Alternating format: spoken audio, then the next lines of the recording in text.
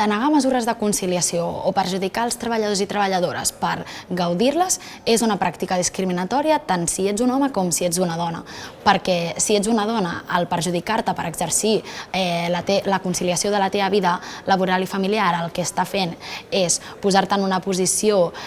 pitjor, més perjudicial per un col·lectiu que històricament ha assumit aquestes tasques, però inclús si ets un home i reps un perjudici per estar exercint aquestes mesures, el que s'està fent és desincentivar la corresponsabilitat que haurien de tenir els homes en assumir-les i fer que, de retruc, si els homes reben un perjudici per assumir-les, un altre cop les acabin assumint les dones. Per tant, si se't denega una mesura de conciliació o se't perjudica per exercir-la, tant si ets home com si ets dona, serà una pràctica discriminatòria. És interessant tenir en compte que si hi ha una pràctica discriminatòria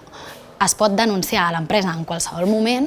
a través del comitè d'empresa, a través de la inspecció de treball, a través dels jutjats i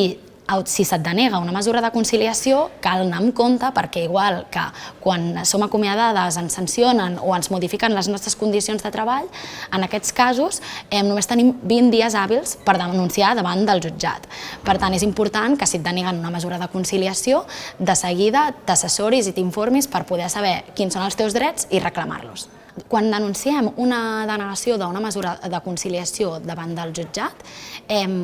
existeixen dues conseqüències. Per una banda, el jutjat ha d'obligar l'empresa a atorgar-te la mesura de conciliació si tenies dret a tenir-la i, a més, com que aquesta denegació és discriminatòria, t'han de pagar una indemnització per compensar el dany que has patit per al temps que no has pogut gaudir de la mesura de conciliació perquè l'empresari t'ho estava impedint. A més, és important tenir en compte que els acomiadaments durant el període en què tu estàs gaudint d'una mesura de conciliació o, per exemple, quan estàs embarassada o fins i tot el primer any després d'haver tingut un fill o filla,